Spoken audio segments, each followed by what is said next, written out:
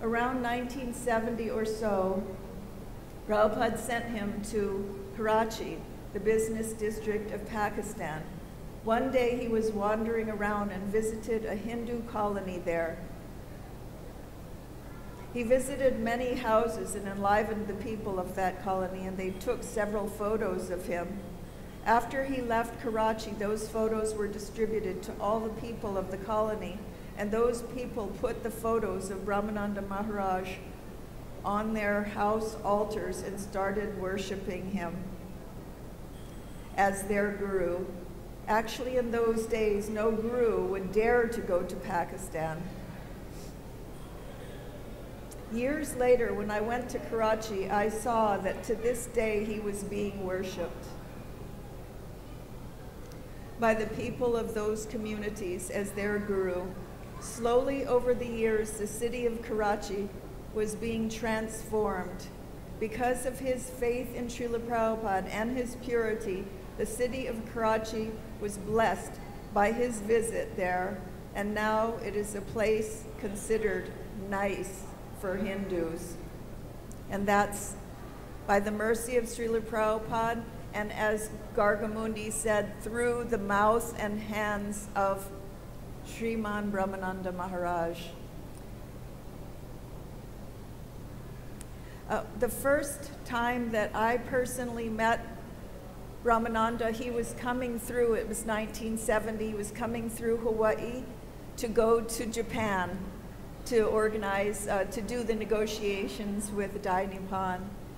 And he would come out on Harinam Sankirtan with us, and he took wonderful photos. And those photos were put into a Back to Godhead magazine article about the Hawaiian Yatra. Generally, we didn't have a lot. I came from the Hawaii temple, and we didn't have a lot of big devotees coming through there. So when a big devotee came through, it was really important to us. So he made an enormous impression on my little self. Again, he came. Prabhupada sent him many times to Hawaii to clean up disasters. I won't name names because those great devotees make mistakes. But he came at one point when there was, the very first Govinda's restaurant was in Hawaii. And because Hawaii is a little bit remote, sometimes the leadership falls into Maya. So Srila Prabhupada would send Brahmananda Maharaj to clean up the mess. So we had the first Govindas, and the leadership somehow thought it was theirs, and when they left, they were trying to take it with them. So Prabhupada sent Brahmananda Maharaj to bring that Govinda's restaurant back to Srila Prabhupada. And on another occasion, there was actually a great devotee from Mumbai who became temple president in Hawaii. And he was a really good accountant. And he also, because of the remoteness of Hawaii, he fell into Maya, and Prabhupada had to send Brahmananda Maharaj to save Hawaii again. And also try to preach to this devotee to return the money that he had cleverly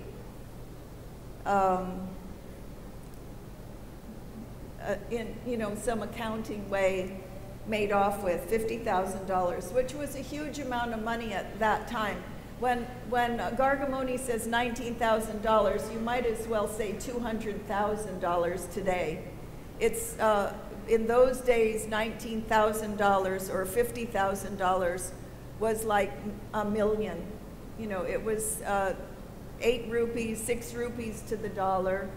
You know, you have to understand and we were wearing we had 2 saris and 2 different color shoes. We were poor. So if somebody made off with $50,000 or were trying to cheat us out of 19,000, It was a big deal. It was a very big deal. And this was Guru's money. And we always heard, to take Guru's money, it's bad money. So Brahmananda over and over again was sent to Hawaii. That was my experience of him coming to save the Hawaiian Yatra over and over, and that was the place that I had come from. So it meant a lot to me to see how Prabhupada trusted him and sent him in to adjust things properly. There's also one story, it was at Kurukshetra, that I hear from Shruta Kirti. They were at a big pandal and it was really, really hot. And there was like a fast-moving creek nearby, almost like a drainage ditch. And so they decided to take a dip. Brahmananda and Shruta Kirti decided to take a dip in this drainage ditch to cool down because it was 120 degrees out, unbelievably hot. And somehow or other, the water was very rushing and dangerous, and Brahmananda got caught in this one spot, and he couldn't get out. And Brahmananda's a big man. He's always been a very powerful, large personality. So he was saying Shruta, because Shruta he was much slimmer, so he had been swished down the drainage ditch, and he climbed out right before it dropped like 50 feet, and they would have plummeted to their death. And somehow he climbed out right before that drop-off point. So Shruta was saying, cheering him, now come, just let go and come to here and climb up really fast here. And Brahmananda was saying, no, you catch me. You know, it was a very tense time of death, scary, exciting, like live or die moment. And suffice it to say, Krishna wanted him to stay with us a lot longer. Shruta was terrified that Brahmananda would come plummeting down and they would both drop off. So he and Brahmananda were having a very intense emotional negotiation about, no, no, no, you're strong, you just let go and come. And Brahmananda climbed out all by himself, safe and sound, to enliven us all with Prabhupada Ras, and the bhava of Srila Prabhupada that he had was so epic. And every time he shared it, it was epic. And we are going to miss him so, so much. I'm glad that he went here in Vrindavan to Prabhupada, but selfishly in my heart, I'm very, very sad. Hare Krishna. So first we'd like to thank Aditya Mataji for reminding us of Brahmananda's preaching in Pakistan. I've been there, there's still people who remember him. In fact, our own Sarvabhauma, he met Brahmananda Gargamuni there, and he was so impressed. These two Americans are doing the work. I'm born in a Brahmin family, but they're actually doing my work. What am I doing? Now you see how inspired by them, he's become such a great preacher. Then we'd like to thank Kusa Mataji for wonderfully describing how Brahmananda Maharaj again and again saved the Hawaiian Yatra, and for this exciting story of Prabhupada saving Brahmananda from near death in Kurukshetra. So next I'd like to ask one devotee who met Gargamuni in 1968 in Seattle and became a devotee, and I'd like to ask His Grace Gopal Prabhu to offer his Shraddhanjali to Brahmananda Prabhu.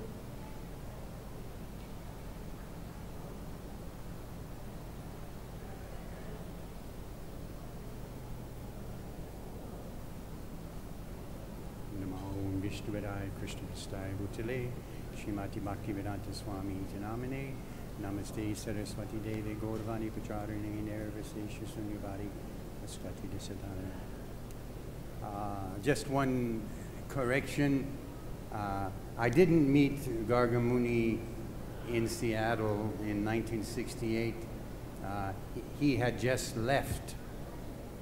The temple was just brand new temple, and I think at that time that made the 7th temple in ISKCON. And for that grand opening of the temple, Srila Prabhupada was also there.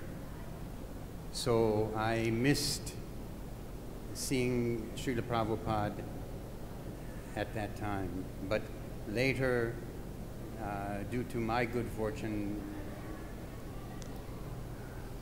I had many encounters with Gargamuni Prabhu and also Brahmananda Prabhu.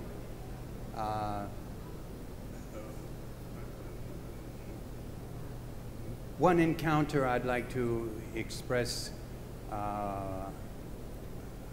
with an association with Brahmananda was in 1970.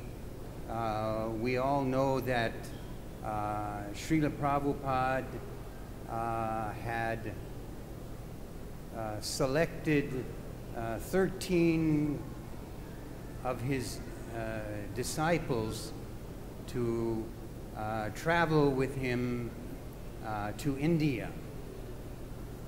So for me, when I heard that this was going to take place, I was, you know,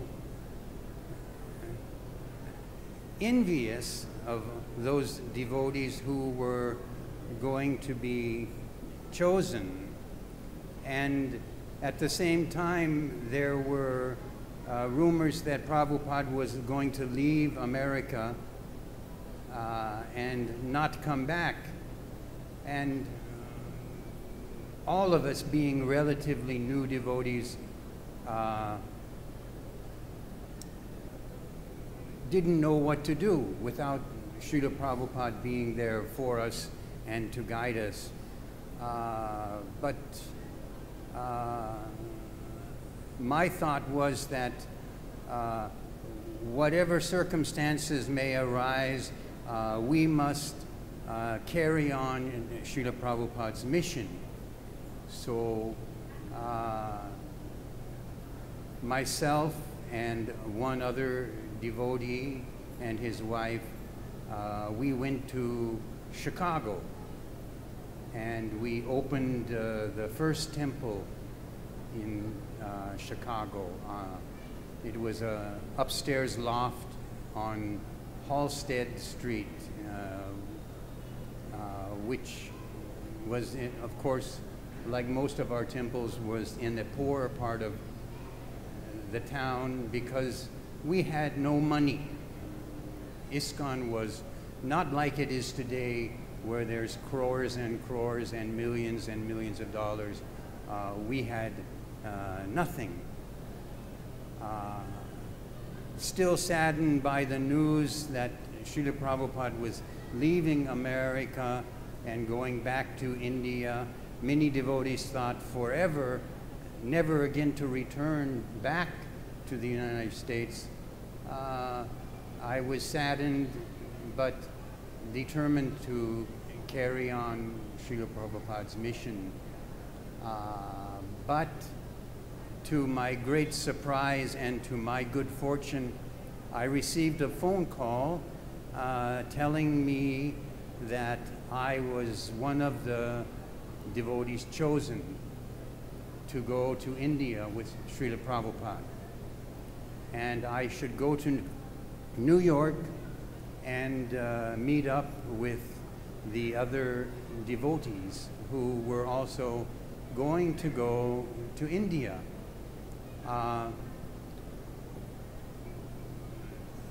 It was, for me, going to New York. At that time, they were in Brooklyn.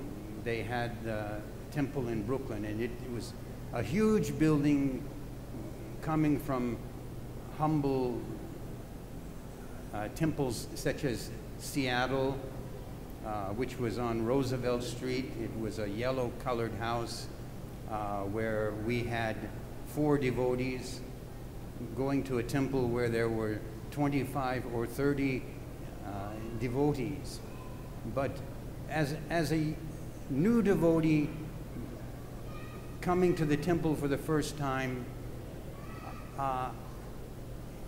and immediately deciding that this is what I wanted, and I told them on my very first visit that I was never going to leave.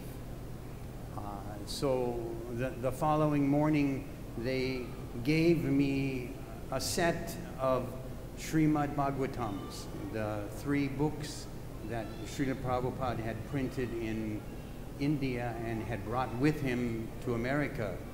So at this time, these were the only books that we had. And as Gargamuni Prabhu had said, that work in New York was going on, and very soon after that, we got our first Srimad Bhagavad Gita, the Macmillan blue copy that he showed you. This, for me, made things so much clearer, because being such a neophyte, the Srimad Bhagavatam was very, very intense, and the information was so advanced. But as we know, the Srimad Bhagavad Gita is the ABCs of Krishna consciousness. And knowing that devotees in New York, for us devotees from smaller temples in different parts of the United States, they were like demigods, because they had such intimate association with Srila Prabhupada from the very beginning. They were there when the doors first opened, especially devotees like Brahmananda. He was a household name. Everybody would always talk about the exploits of what he did and how he worked and how he gave his income and how he served Srila Prabhupada. And Gargamuni Prabhu acquired the pseudonym of Gargamuni because he was so expert in taking care of finances for Srila Prabhupada. So when our party of devotees arrived in India, the 13 of us, we started doing programs and getting invitations to travel to different parts of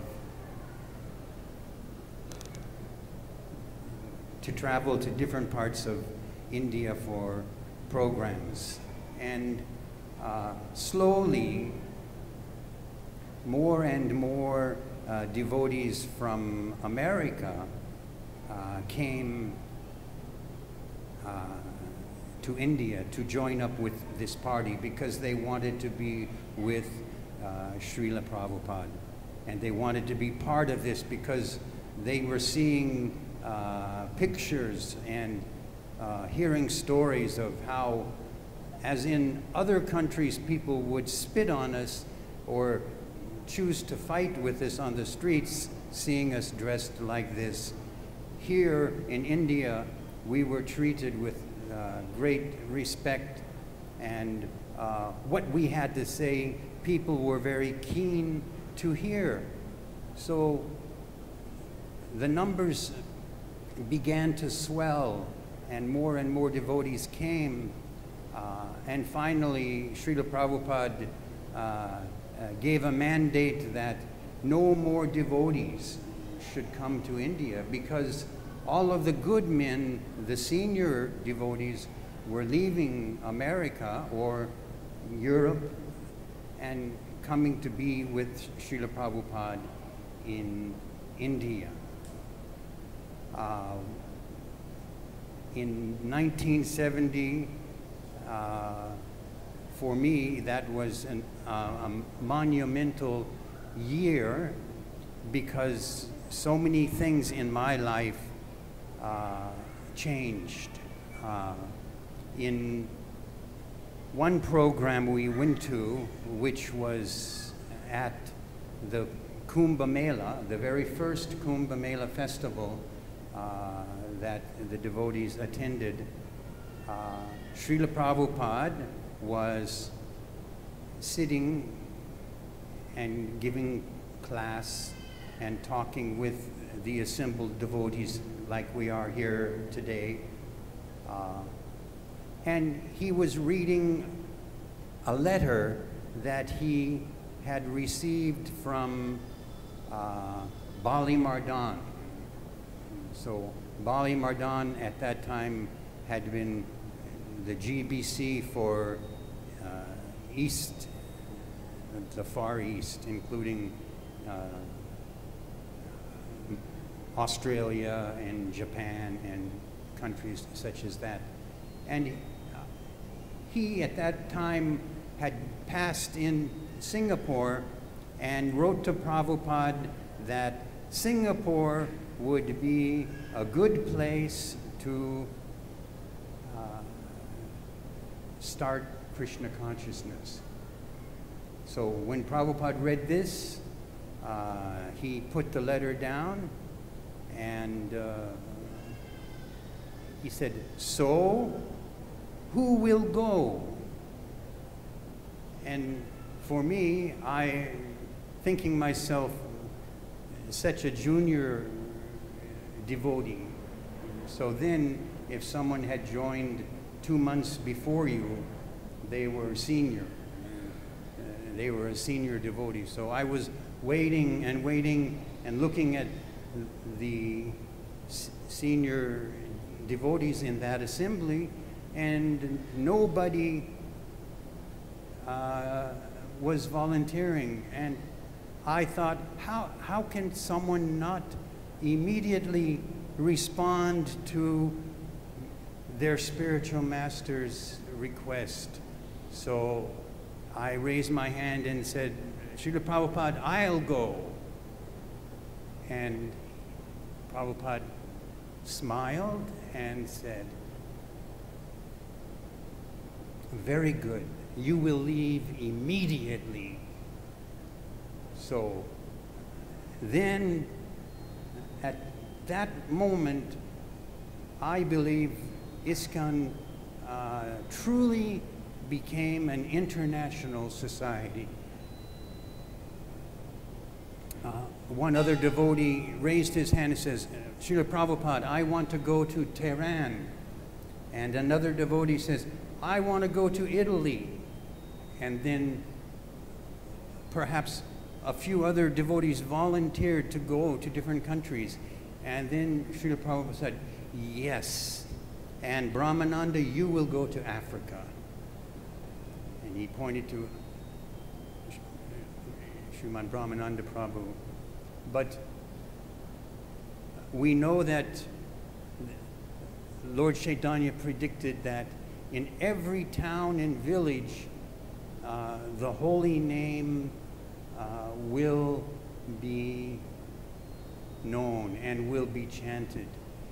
And we know how humble Srila Prabhupada's beginnings were, and that same humility and humbleness, all of those young men who volunteered to go to different countries had that as their fuel to give them the courage to go.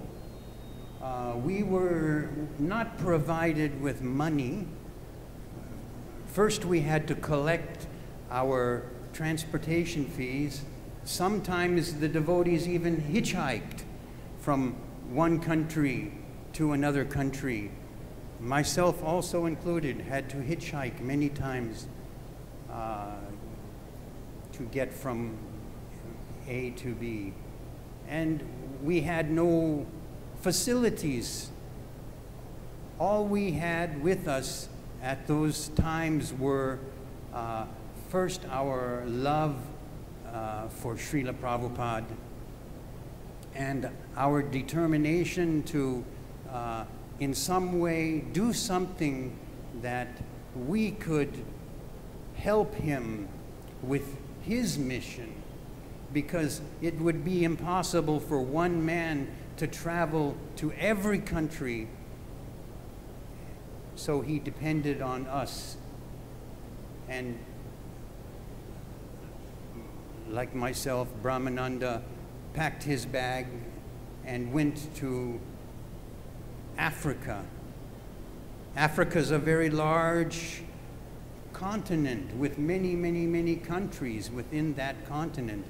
And only one man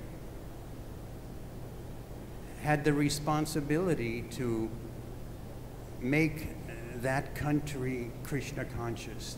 Just like when Srila Prabhupada came to America, one man took it upon himself to make all of America Krishna conscious. So we know that Lord Chaitanya predicted that the holy name of the Lord will be chanted and known in every town and village. So this must continue. So this responsibility now falls upon the shoulders of you younger devotees. So even within 10 miles from here, there is a village, there is a town, but there are no devotees. So who here amongst all of you would be willing to go to that town with nothing in your pocket?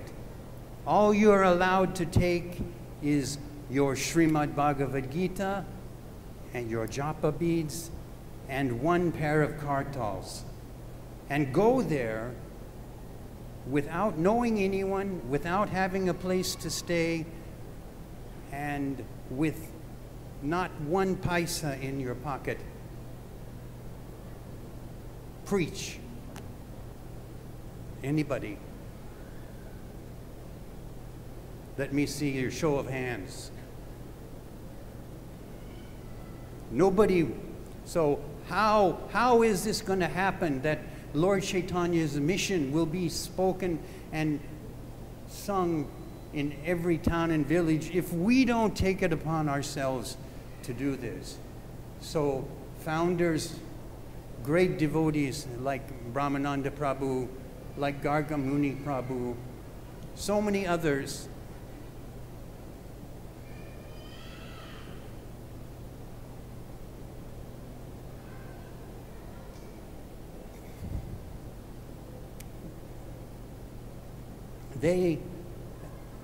they had one ambition, and that was to satisfy Srila Prabhupada. So we can see now that in Africa there are so many countries, but there are so many temples. I was sent to Singapore and Malaysia. Malaysia is a country that is 50% Muslim, and it's against the law to preach to Muslims, but today they have 25 temples in Malaysia.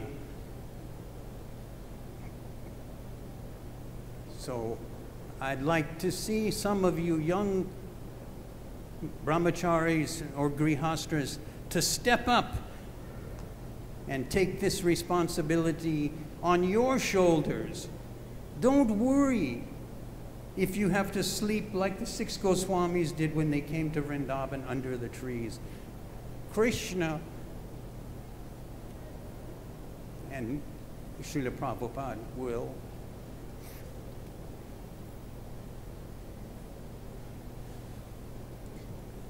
give you the strength to be successful. And just very fortunate to have, for me,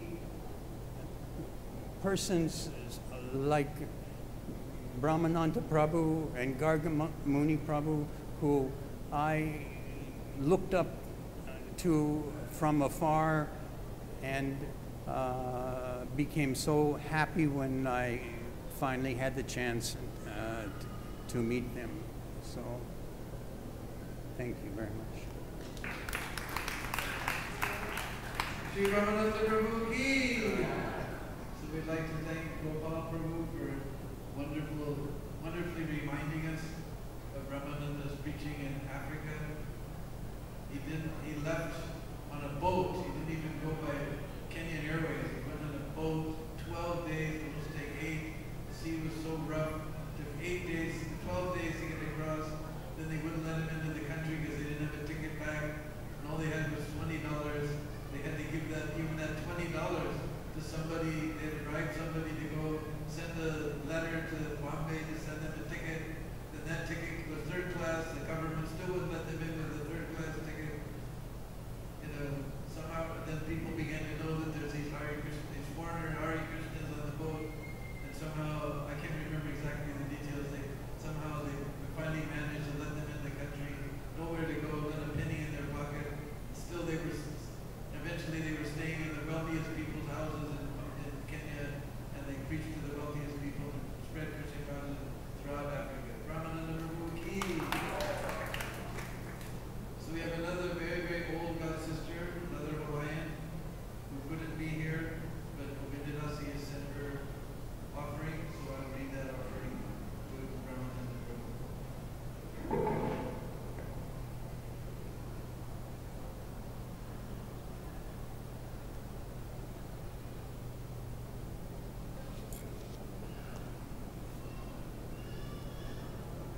Dear devotees, please accept my humble obeisances. All glories to our beloved Srila Prabhupada. It is with great sadness that I have heard the news of our beloved godbrother Brahmananda Prabhu. There was a sobbing message on my voicemail from Kosha Rupa, and the rest of my day was spent in bereavement. Brahmananda is a very great soul. He loves Srila Prabhupada dearly. He never wanted to usurp his position. He never felt he was an ideal disciple, but his love, his heartfelt love for Srila Prabhupada was most selfless and unambitious. He never had personal ambitions to be this or that. He just wanted to serve Srila Prabhupada, to assist him in whatever way possible, and also to protect him from harm. Amazingly, just yesterday I stumbled upon an older BTG article that Brahmananda had written, praising the prayers of Queen Kunti. In the past couple of days, I have just begun reading his book, Swamiji, and relishing those memories of early New York 26th 2nd Avenue. It was such a special time.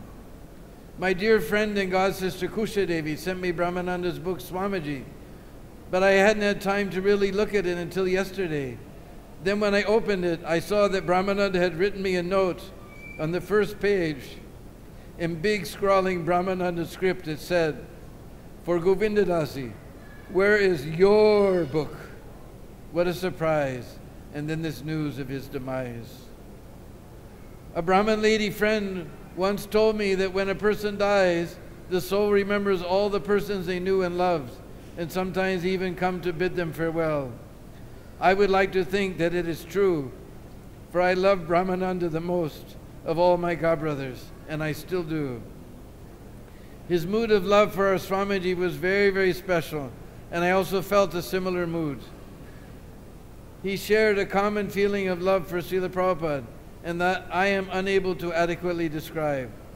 I reflect on those sweet times in early 1967 in New York, when he sat around Swamiji's room every evening, relishing his talks about Krishna and just about everything under the sun. I recall the times when Swamiji held up the world globe in his hands and turning it slowly said confidently, Brahmananda, you will go to Russia. Gaur Sundar, you will go to Japan. Rai Rama, you will go to England. Our Swamiji had big plans, and our dear Brahmananda was one of those beloved disciples who helped fulfill those plans. Brahmananda and I shared a similar vision. That is, Swamiji's room was the whole world, and he was all the people. He was our everything. There was never a thought of personal ambition, power, or position. None of that existed. It was simply not in the realm, the spiritual realm, that we knew as the early days of Swamiji's ISKCON. We will miss him. For me, Vrindavan will not be the same. Just going to visit the brother was always a big must on every visit. Just to sit and reminisce about Srila Prabhupada and hear those wonderful stories. I always felt Srila Prabhupada's presence right there in the room. Poor Gargamuni, he must be devastated. But I also know that in some of my last visits with him, Brahmananda's mood was one of anxiously waiting to be with Srila Prabhupada and to serve him wherever he was. That separation was coming more and more painful. Brahmananda missed him and just wanted to be with him again. Brahmananda was indeed one of a kind devotee. His surrendering unconditional love for Srila Prabhupada was exemplary. There is no need of empty praise here. He was truly a soul dedicated to his spiritual master, Srila Prabhupada, and one who had zero desire for personal name, fame, and fortune, and all the baggage that comes with it. His only thought was how to please Srila Prabhupada, and that sunshine smile was his coveted reward. He was satisfied with that, as he knew the true value of pleasing the Acharya, and he knew how to do it. His mood was one with Srila Prabhupada's. He wanted to share Krishna consciousness with everyone, to make it available to every soul, and not to make it a business to gain money or fame. Though he and his brother Gargamuni were naturally talented in business, he chose Srila Prabhupada's mood of scattering the seeds of Krishna consciousness worldwide. When the American division was charging $600 for a database of Prabhupada's teaching, Brahmananda was charging $20 with only $3 or $4 profit margin to keep his little business running. Brahmananda told me at that time, Prabhupada would never want this. So much money they're charging. The Russian devotees, the South American devotees, they can't afford this. I just want to make it available for them. You know how much concern Prabhupada had for Russia from the very beginning. I know Srila Prabhupada would want this. That's why I'm doing it. True to his commitment to Srila Prabhupada, he continued to make the teachings available and affordable to everyone, even when the American BBT sued him, and even when he was banned from entering Vrindavan's Krishna Balaram Mandir, the temple of his beloved spiritual master. Still, he continued to do what Srila Prabhupada wanted, to make the teachings of Krishna consciousness available to everyone. For this also, he is to be seen as a hero, one that remained faithful to Prabhupada in spite of passing whims of politics. Brahmananda had a protective mood of Srila Prabhupada, and this is what I most appreciated. I had a similar mood, almost a nurturing, motherly mood, yet he was a huge mountain of a man, entirely capable of downing any aggressor. One story goes that an aggressor moved toward Prabhupada, and Prabhupada calmly pointed to Brahmananda and said, "This man will kill you if I ask him to." And Brahmananda would have, almost assuredly. He would have given his life to protect Srila Prabhupada. And in fact, he did give his life in his continued service to Srila Prabhupada. And from the very moment he met him, to the very last day of his life. Even if there sometimes appears to be mistakes or deviations in the lifetime of such great devotees, I personally believe these should be viewed as instructional for all those who come later. We learn from the lives of such dedicated devotees and to receive their blessings. From his newly published book, Swamiji, I am now coming to learn more about Brahmananda's pre-Prabhupada history, and it is giving me ever greater appreciation for him. He was definitely one of those selected souls sent to help Srila Prabhupada. Srila Prabhupada used to say to us back in 1967 and 68, "My Guru Maharaj has sent you all to help me." Indeed, these early devotees must have had previous relations with Srila Prabhupada, for as soon as we met him, practically all of us, we knew he was the person we had been waiting for all our lives. Though we were very young, we were hungry for truth, and it seems that like eons that we had been waiting for him. So we just jumped right in and began to love him and serve him any way we could. We loved him immediately. There was no question in Brahmananda's mind that Srila Prabhupada was his eternal guru. For most of the other earlier devotees felt the same way. We knew from the moment we met him, and even though there were ups and downs due to the struggles within the material world and modes of nature, throughout it all, we never quit knowing this. We always knew Srila Prabhupada is our Sat Guru and our eternal Acharya. Recently I heard one leader quoted as saying, those early disciples of Srila Prabhupada, they were drug-crazed hippies. How wrong, how offensive to both Srila Prabhupada as well as the dedicated disciples. This person probably doesn't know because he wasn't there. He came sometime later and does not really understand. There were, of course, hippies in the 60s, for certain, but the core group of devotees who came to Srila Prabhupada early on could be better described as seekers, spiritual seekers. They grew up in the 50s in post-war America in a time of peacetime affluence. Every American home had amenities that were unknown in third world countries. Things like piped-in hot and cold running water, indoor bathrooms, electric stoves, heaters, fancy kitchens, television sets, cars. Most families had at least one car, usually two. Most of these youths were even gifted a car at high school graduation. Most had college degrees and jobs available to them. Some even had master's degrees in teaching business, and most of them came from affluent families. In spite of this, they were dissatisfied with all the material world had to offer and were simply searching for the truth, for some deeper meaning of life, and for their actual place in the universe. They were frustrated with their modern education and materialistic society they grew up in. They were not satisfied with the comforts of life that came so easily to them simply by their birth in America. If one is a beggar, he has nothing to renounce. These youth were not beggars. They were not drug-crazed hippies. This is a misnomer. These young disciples were serious spiritual seekers, and Swamiji, later known as Srila Prabhupada, fulfilled the quest for truth and more. Some of them even traveled to Europe or India in search of the truth. Brahmananda traveled to India in search of his guru, sometime before ever meeting Swamiji in New York. Hayagriva, already a college professor, also went to India on such a search. Both met Swamiji in New York. This search for meaning was common to all of Prabhupada's early disciples. They were, as Srila Prabhupada used to say, sent by my Guru Maharaj to help me. This fact should always be remembered and should be wiped, and this drug-crazed hippie idea should be wiped from the memory of ISKCON. Srila Prabhupada dearly loved his early disciple as Brahmananda, as well as all the others. He sometimes spoke of the sweetness of these early days in New York. These early disciples, like Brahmananda, gave everything and took nothing. They gave their lives in support of their Swamiji's movement. There was not even the temptation of name and fame and money and position at that time. None of them was existent in the very beginning. None of that was existent in the very beginning. Some were tempted later on, but not disciples like Brahmananda. Brahmananda was in a class of his own.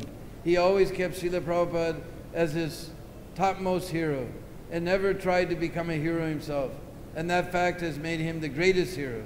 Brahmananda always thought of Prabhupada day and night and contemplated how to please him. So let us somehow follow in the footsteps of such a great soul and never forget his example. This is the essence of the path of bhakti. I am so very glad that Brahmananda was able to leave this world in the holy Dham. That's what he wanted, and that is what Prabhupada wanted. May we all be so fortunate. Srila Prabhupada's disciples are leaving one after another, and in a few years none of us will be here. My only hope is that in the future, the youth, the second and third generations will step up to the plate and unravel all the knots in Srila Prabhupada's legacy. I pray that the third generation, along with their guardians and second generation, will find a way to reinstate the original glory of Srila Prabhupada's ISKCON in his mood and love and trust. To do this, they have to look to the service mood of such great soul as Brahmananda, for he has served Srila Prabhupada with loving devotion, free from the poison of pratista and pride.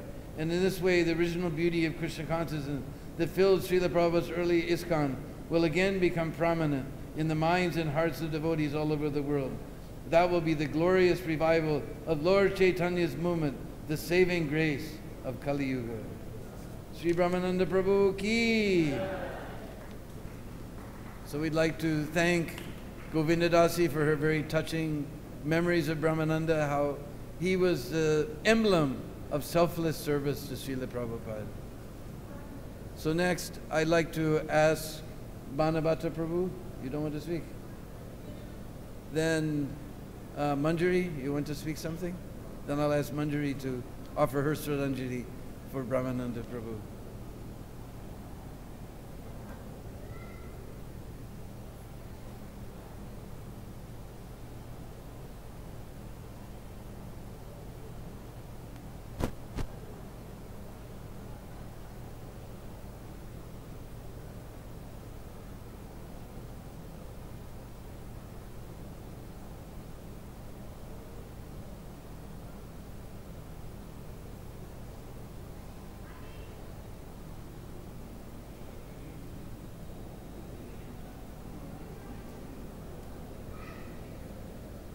Om Gyanatimirandasya Gyananjana Shalakaya Chakshuran Malitam Yena Tasmai Shri Gurave Namaha.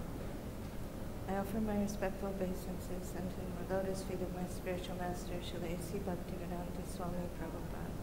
And I also offer my respectful obeisances unto the lotus feet of Sri Brahmananda Prabhu, who served Srila Prabhupada with his life and soul.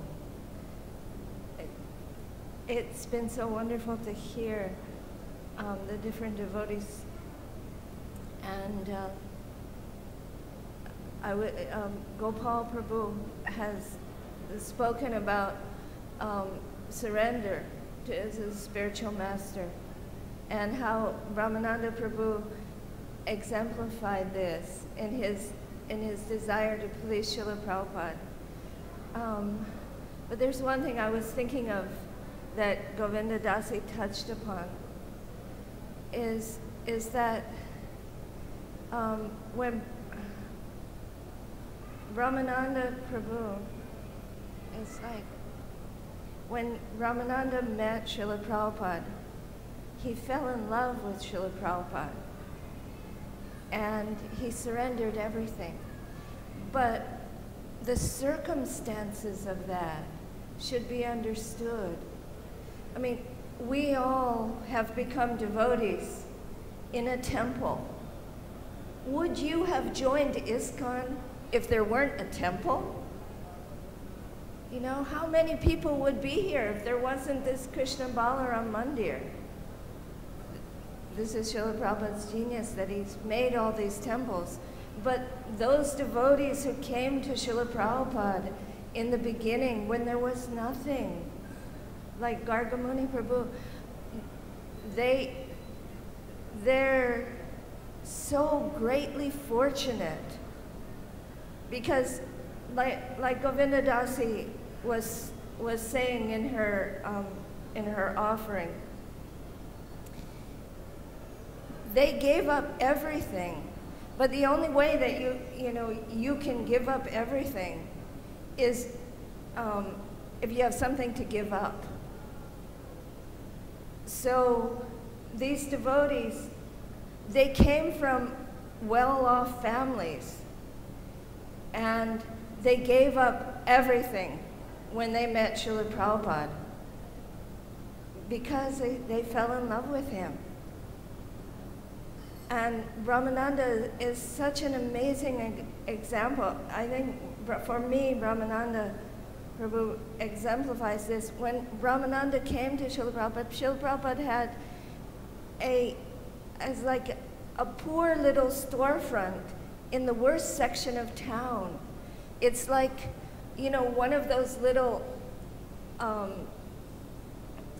shops that sell like little trinkets or something in Paharganj, or even a worse section. It was like that part of New York.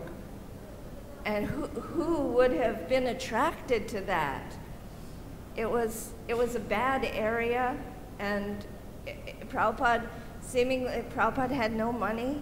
Prabhupada had nothing to offer except Krishna. But who could recognize that and understand that this is a jewel, and I should give my life for this person? Only a very special person, you know, only somebody who's Srila Prabhupada's eternal associate. Brahmananda was able to recognize who Srila Prabhupada was. Not only recognize, but he was able to, he surrendered everything to Prabhupada. He gave his, you know, his entire check, not only his entire paycheck, but his entire life. And not only that, it's wonderful, and he was able to surrender, and it's wonderful to be able. But in addition to that, he used all of his intelligence, his forcefulness, his entire personality was used for Srila Prabhupada. His maturity, his position, all of that he was able to use for Srila Prabhupada. It's like many of us became